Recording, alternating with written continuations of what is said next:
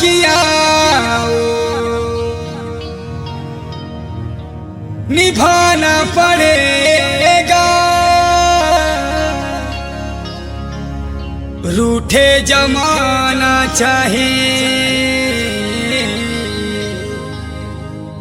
रूठे खुदाई, तुमको आना पड़ेगा।